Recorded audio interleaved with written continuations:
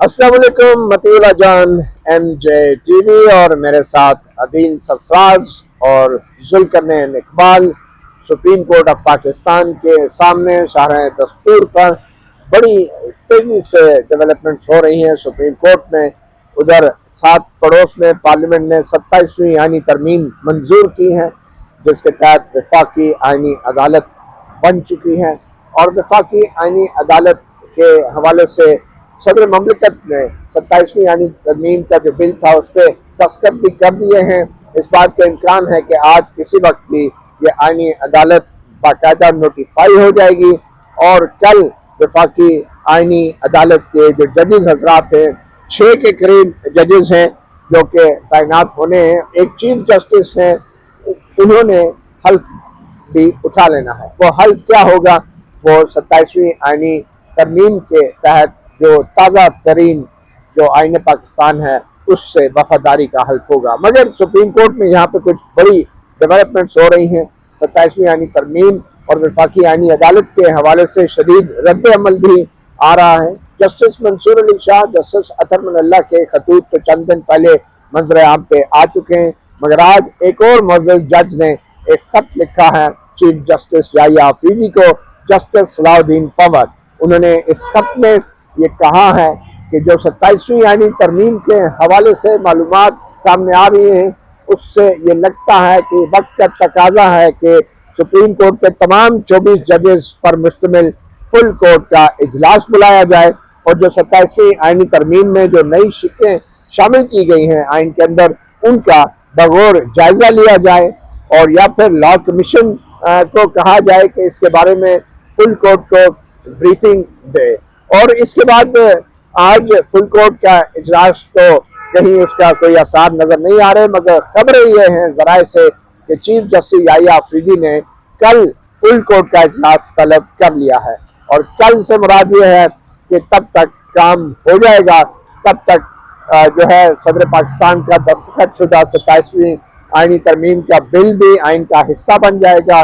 वफाकी आईनी अदालत की जजेस के नाम सामने आ जाएंगे और कल जब हल्फ बर्दारी हो चुकेगी तो उसके बाद चीफ जस्टिस याहिया अफरीदी जो बची खुची सुप्रीम कोर्ट होगी उसका फुल कोर्ट भी बुला लेंगे, क्योंकि इसी सुप्रीम कोर्ट में से 5 या 6 जजेस ने फिर वफाकी आईनी अदालत के जजेस के तौर पर भी हल्फ उठाना है। तो ये इस वक्त डेवलपमेंट हो रही है। बज़ाहिर तो चीफ जस्टिस याहिया अफरीदी अभी भी भरपूर अंदाज से एक किस्म की मुआवनत कर रहे हैं और कल फुल कोर्ट के इजलास में क्या होता है उस पर तो हम बात करेंगे। सबसे पहले तो अदील सरफराज, आप क्या कहते हैं कि कल अगर फुल कोर्ट का इजलास होगा भी तो उस इजलास का कोई फायदा होगा? क्या वो एक कागजी कार्रवाई होगी, एक रस्मी कार्रवाई होगी, या फिर जजेस का जो उनका जो रद्द अमल है वो भी रिकॉर्ड पे आ सकेगा? उसका कोई फायदा भी होगा? तो देखिए सर, फायदा अगर हो जाता, अगर ये फैसला आने वाले कल की बजाय गुजरे हुए कल हो जाता, फुल कोर्ट मीटिंग अगर कल हो जाती ना, तो शायद बहुत कुछ हो सकता था। एक स्ट्रांग इंस्टीट्यूशनल रिस्पांस के तौर पर उसको लिया जा सकता था। लेकिन अब आपने खुद अपने इंट्रो में बताया है कि चीफ जस्टिस ऑफ पाकिस्तान ने इंतजार किया है पहले अपेरेंटली कि जबकि उनके सामने 2 खतूत 8 नवंबर को आ चुके थे जस्टिस मंसूर अली शाह और जस्टिस अतर मिनल्लाह की जानिब से, उन्होंने उस पर कोई इजलास नहीं बुलाया।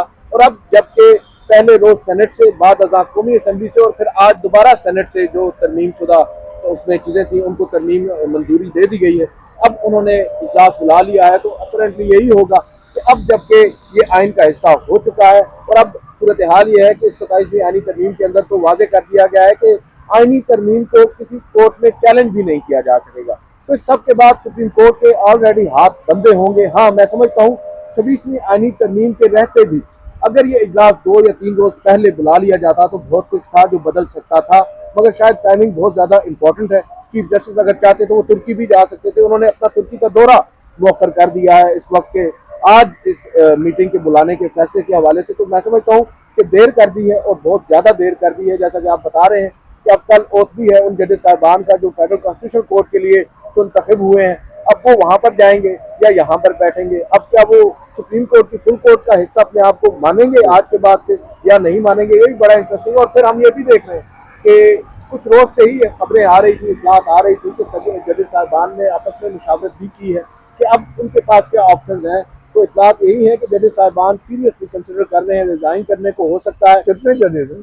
सर मेरी तो इब्तदाई जो इतलात थी उसके मुताबिक 3 से 4 जजेस साहिबान ने मशवरा आपस में किया था, जिनमें से 2 से 3 तो अग्रीड थे कि हमें करना चाहिए। बहरहाल आपको मालूम है, ये तो वक्त आने पर ही अंदाजा होगा। आज का जो खत है जस्टिस सलाउद्दीन पंवर का, अब उसके हवाले से बहुत से अंदाजे लगाए जा रहे हैं कि वो एक ऐसा खत आया है जिसको एंटिसिपेट नहीं किया जा रहा था, अनएक्सपेक्टेड है, कि टाइमिंग भी बड़ी इंटरेस्टिंग है। क्या आप मालूम कि और भी जजेस साहिबान, क्योंकि सुन रहे हैं हम कि चीफ जस्टिस याहिया अफरीदी साहब के करीबी कुछ और भी जजेस साहिबान हैं जिन्होंने रिजाइनमेंट बाकायदा शो की थी इस तरमीम के ऊपर।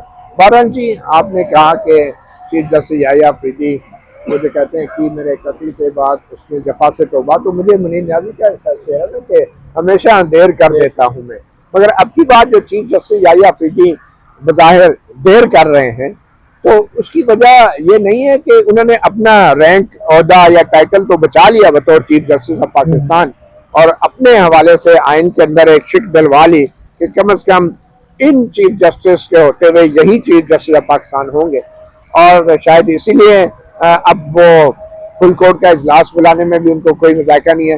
क्या लगता है कि अगर ये सब कुछ हो गया, आईनी अदालत के जजों ने हल्फ भी उठा लिया, तो फिर फुल कोर्ट के इजलास में इस सब के बावजूद भी कोई ऐसी चीज सामने आ सकती है जिसमें हमें यह अंदाजा हो सके कि इस आईनी तरमीम के हवाले से न सिर्फ ये कि ये तरमीम जो है अदलिया की आज़ादी के लिए कितनी खतरनाक है, बल्कि क्या जजेस के अंदर इस तरमीम के हवाले से कोई वाज़ेह, ठोस और एक मुत्तहदा मौक़िफ़ भी सामने आने का इम्कान है? मती भाई, बिल्कुल इम्कान मौजूद है, क्योंकि एक चीज को आप ज़हन में रखें कि कल अगर हलफ बर्दारी यकीनन हो जाएगी अमीनुद्दीन खान साहब की या जो भी आईनी अदालत का सरबराह होगा उसकी, दूसरी सूरत में जो शाम तक एक्सपेक्टेड है कि बाकी जजेस भी, या एक दिन बाद बाकी 5 जजेस की भी या 6 जजेस की भी हलफ बर्दारी हो जाएगी, तो मजबूरी तौर पर आप कल की इक्वेशन से 7 जजेस को अगर आप आउट कर देते हैं, अब जाहिर है 7 जजेस आईनी अदालत में वो जाएंगे जो हुकूमत के मनपसंद होंगे, उनसे बाद वाले तो जा नहीं सकते, या जो उनको कह लें कि तनकीदी है वो तो नहीं जाएंगे। अच्छा, इसमें क्या कहते हैं जो होगा, अच्छा इसमें यह है कि जो जब 7 जजेस आउट हो जाएंगे, फिर इक्वेशन सुप्रीम कोर्ट की हो जानी है चेंज फुल कोर्ट की, जो आईनी अदालत वाले जजेस बाहर जाएंगे तो फिर मेजोरिटी में शायद फिर वो काजी जो है आप कह लें कि याहिया अफरीदी साहब के एंटी ग्रुप मेजोरिटी में आने का इम्कान है, और अगर वहां से कोई फुल कोर्ट से वो कोई डिसीजन ऐसा मेजोरिटी से कुछ करवा लेते हैं कि भले वो मामला है कि वो केंद्रीय सुप्रीम कोर्ट की जुरिस्डिक्शन ली नहीं जा सकती किसी तरमीम के जरिए, हम इसको सुनेंगे, लेकिन ये फुल कोर्ट जलकरनैन ये वो वाली फुल कोर्ट नहीं है कि जिसमें एडमिनिस्ट्रेटिव फैसला देंगे, ये तो एक एडमिनिस्ट्रेटिव। सर मैं वही कह रहा हूँ, अगर फुल कोर्ट मीटिंग में जजेस मेजोरिटी से ये फैसला करें कि हम इसको ओपन कोर्ट में सुनेंगे, फैसला नहीं करें, राय दें, फैसले में शायद सामने आ सकती है। सर बात यह है कि फुल कोर्ट इजलास में एक फैसला होगा ना एडमिनिस्ट्रेटिव साइड पे कि हम इसका बेंच बनाएंगे और फैसला करेंगे, ये हो सकता है। आई डोंट नो, अब वो बेंच अच्छा उसके लिए हो जाती है मंजूर, उसके लिए हो सकता है, मंजूर तो हो चुकी है। नहीं सदर हो जाए, जब सदर के दस्तखत के बाद इम्प्लीमेंटेशन तो तभी शुरू होगी ना सर, नोटिफाई होने के बाद। तो अगर इस दौरान नोटिफाई नहीं होता और नोटिफाई ना होने के अभी हो जाएगा, अभी हो जाता है नोटिफिकेशन, तो मेरे ख्याल में अभी हो नोटिफिकेशन हो जाएगा, और ये लोग इंतजार करें फुल कोर्ट। सर वो नहीं इंतजार करेंगे, फुल कोर्ट वालों ने इंतजार में डाला। सदर साहब अपने दस्तखत वापस तो नहीं ले सकते ना, वो एक ट्रेन है जो चल पड़ी है, अब ट्रेन का रुकना मुमकिन नहीं है, और अगर सदर साहब ने रुकना होता तो आइन के तहत 14 दिन तक वो इस बिल को अपने पास रख सकते थे, मगर 26वीं आईनी तरमीम की तरह सदर साहब को शायद हुकूमत से भी ज्यादा जल्दी थी और उन्होंने फौरन ही इस पे आज ही दस्तखत भी कर दिया। सर अब की बात तो उनकी लॉटरी लगी, अब क्यों ना दस्तखत जल्दी कर दे, पिछली बार रात को 2:30 बजे उठ के साइन कर दिए थे, तो अब नहीं कर सकते। अच्छा, उसमें साहब ने भी हमें ज्वाइन किया, साकिब साहब से भी हम ये सवालों तक भी लेके जाएंगे। चीज ये है कि अब जो मामला सामने आ रहा है, कल इक्वेशन चेंज हो सकती है और फुल कोर्ट इजलास होगा। अब अगर तो इस फुल कोर्ट इजलास में ये फैसला किया गया कि हमने तमाम अदालतों को 16 पे अगस्त 2026 में नहीं बल्कि हमने मई 2026 में कर देना है, उससे पहले कर देना है, तो फिर तो हम कुछ नहीं कर सकते उस फुल कोर्ट में, या वो सुप्रीम कोर्ट के 2025 के रूल्स को लेके बैठ के तब भी हमको कोई कुछ नहीं कर सकेगा, क्योंकि चेयर की इजाजत से होता है ना। अगर वो के तरमीम को आखिर में डिस्कस करेंगे और इजलास खत्म कर दें तब भी सबके सामने आ जाएगा। अगर तरमीम के ऊपर इजलास हो और या ये सब ये कहते हैं कि जी अब तो तरमीम हो गई, उसके मुताबिक हम चैलेंज भी नहीं कर सकते, पवन साहब ने जो दो बातें अपने खत में की है, मेरा ख्याल है वो इंपॉर्टेंट है और वही जेरे बहस आएंगी। बाकी जजेस के खत को तो अहमियत ना पहले कभी दी गई है ना अब दी जानी है। पवन साहब ने जो एक बात उन्होंने कही, नंबर 1 कि इसका शिकवार जायजा लिया जाए, नंबर 2 ये कि ये वक्त तारीख हमें याद रखेगी या हमारी आसानियों को नहीं कि हमने कितनी आसानी में रह के अपना काम किया था, बल्कि हमारी करिश को, हमारी फैसला साजी की हिम्मत को। तो वो उन्होंने तो कहा कि हिम्मत करो।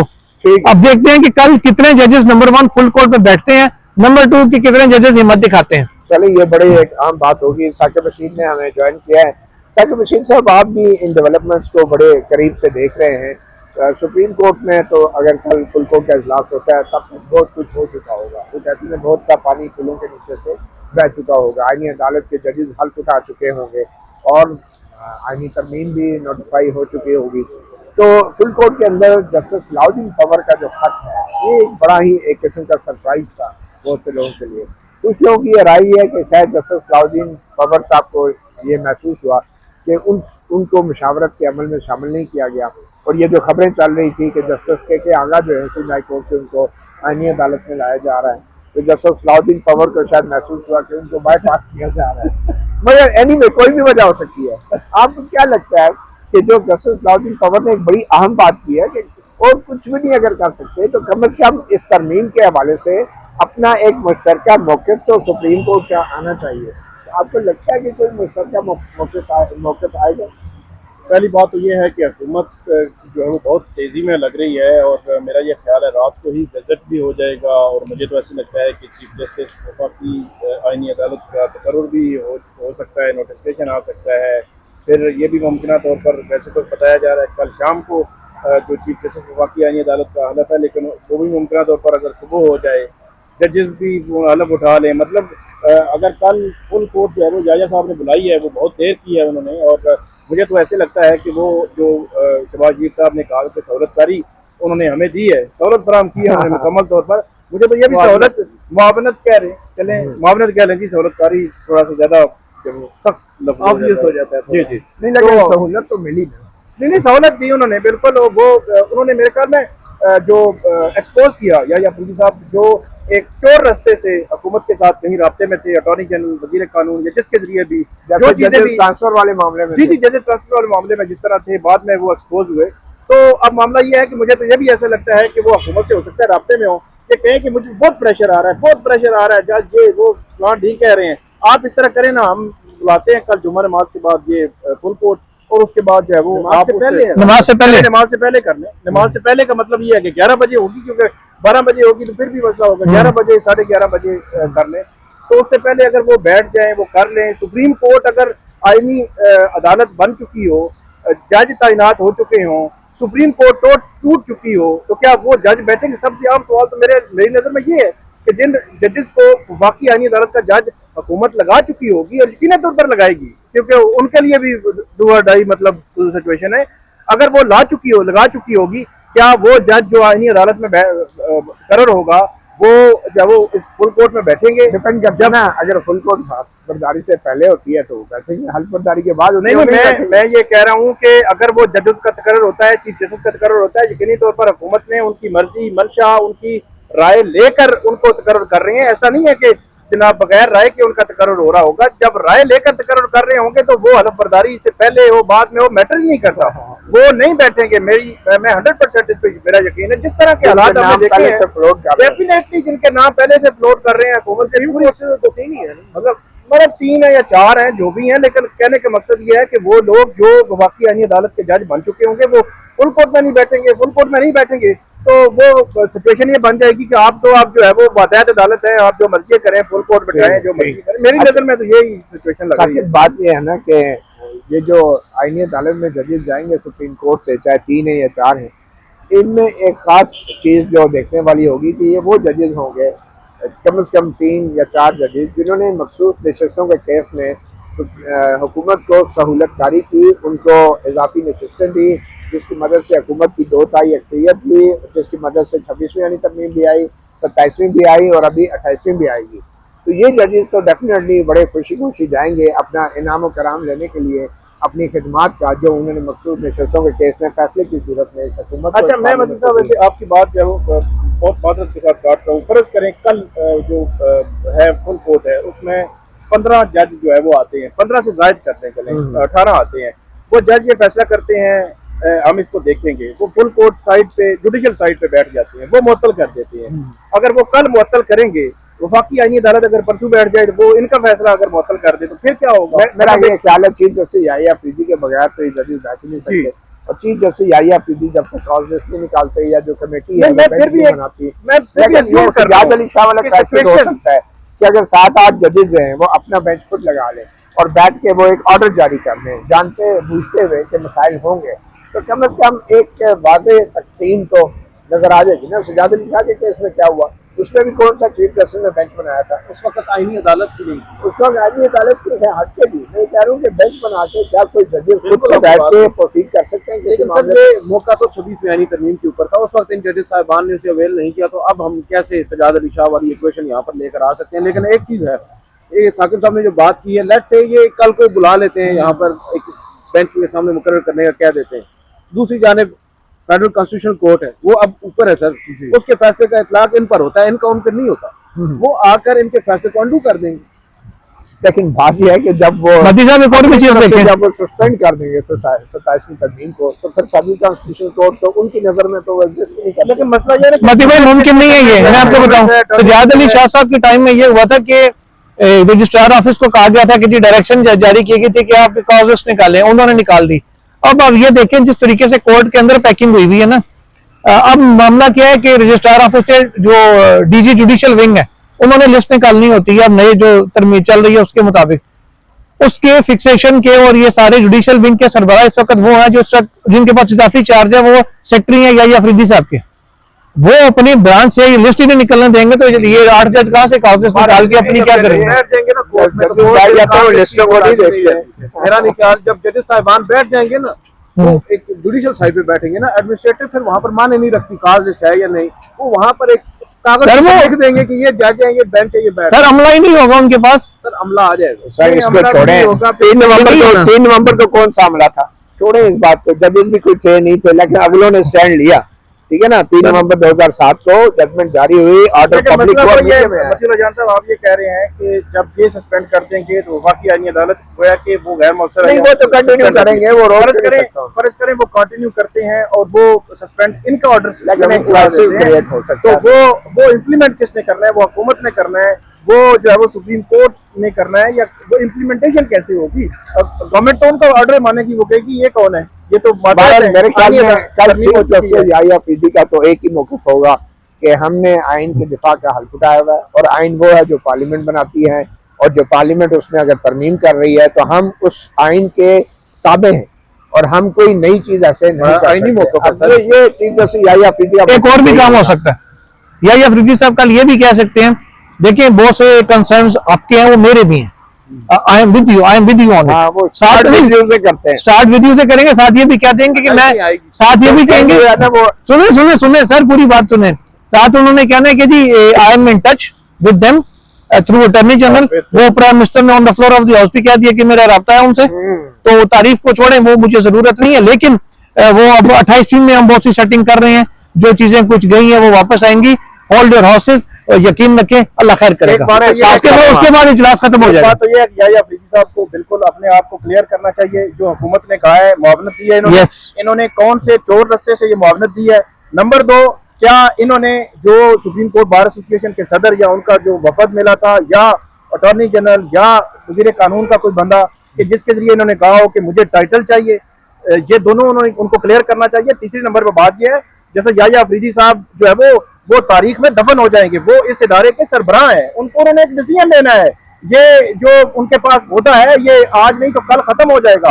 वो या काजी फाइज ईसा थे ना, वो भी बड़ी बातें करते थे, बड़ी चीजें वो बड़े एंगल निकालते थे, लेकिन ये है कि आज वो माजी में कहाँ पे हैं, वो किन अल्फाज से उनको याद रखा जाता है, ये याहिया अफरीदी को उनको भी जो है वो मेरे ख्याल में चीफ जस्टिस याहिया अफरीदी को किन अल्फाज में तारीख में याद रखा जाएगा, बिल्कुल उसी तरह जैसा काजी फाइज ईसा को उनके इंसानी हकूक के हवाले से बनाए गए इस कब्रिस्तान की वजह से जाना जाएगा, तो माशाल्लाह चीफ जस्टिस याहिया अफरीदी साहब के हवाले से तो यही याद रखा जाएगा कि उन्होंने पूरी सुप्रीम कोर्ट को दफन करके वो यहाँ पे गए थे। ये सुप्रीम कोर्ट का कब्रिस्तान उन्होंने ही बनाया, क्योंकि सुप्रीम कोर्ट ऑफ पाकिस्तान का नाम तो खत्म हो गया ना, और सिर्फ चीफ जस्टिस याहिया अफरीदी जो है उन्होंने अपना टाइटल, अपना रैंक जो है वो बहाल रखा और वो है चीफ जस्टिस। सुना है आपको असद तूर साहब को और साकिब बशीर साहब को खुसूसी दावत आई है अच्छा, वो हलफ बर्दारी की ईवान सदर से। चलें, ये तो बड़ी अच्छी बात होगी। ये तो हम तो आज ही जाते आपने शुक्र ये कहा दिया कि उधर से दावत आई है, मैंने सोचा और कोई नोट आने वाले वक्तों में बहुत सी चीजों की हमें उम्मीद रखनी चाहिए, और सुप्रीम कोर्ट के जजेस के लिए, कुछ जजेस के लिए शायद ये बहुत हैरानी की बात हो, ये जो अचानक सब कुछ हुआ है। और मैं हैरान हूँ कि जस्टिस सलाउद्दीन पवन ने आज ये खत लिख दिया है। ये खत भी बहुत पहले लिखा जा सकता था, शायद उन्होंने आज अखबार में पढ़ा हो कि आईडी तरमीम आ गई है। अच्छा, आखिरी बात ये बताते जाएं कि वो सामान सुना है को पैक करना शुरू कर दिए एक जज ने या दो जजेस ने, ये क्या है? अब देखें ना, जाहिर बात है सामान तो सारे ही पैक करके रखते हैं। खबर तो आपके पास भी है, बताए ना कौन वो कहते हैं ना, कुछ लोगों ने तो सामान 100 बरस का रखा होता है, लेकिन फल की खबर नहीं होती। नहीं, अभी खबर देना जरा। कौन कौन हो रहे हैं? नहीं, मुस्ताफी के हवाले से तो अभी तक जो 2 खतूत सामने आए हैं, अगर उनकी खतूत की लैंग्वेज को पढ़ा जाए कि जस्टिस मंसूर अली शाह और जस्टिस अतम अल्लाह जो है, वो तो मुझे लगता है कि ओनली मैटर ऑफ टाइम के फुल कोर्ट के फौरन बाद उनकी तरफ से कोई खबर आ जाए। हमें ये नहीं भूलना चाहिए कि एक तो ये है कि तारीख के हवाले से एक फॉर द पोस्टेरिटी और अगली नस्ल के लिए, रिकॉर्ड के लिए जो चीज़ें असूलों की बुनियाद पे कोई ओहदे छोड़े जाते हैं तो वो असूलों की बुनियाद पे होते हैं। कुछ लोग उसको हिकमत अमली का नाम दे के ओहदा छोड़ने से इनकार कर देते हैं, और जो हिकमत अमली वाले होते हैं उनमें तारीख के हवाले से ना तो उनकी कोई हिकमत साबित होती है और ना ही वो उनका कोई अमल साबित होता है। बट एनीवे, जुल्करनैन इकबाल, मतीउल्लाह जान, MJ TV, साकिब बशीर और अदील सरफराज को इजाज़त दीजिए। अल्लाह हाफिज़।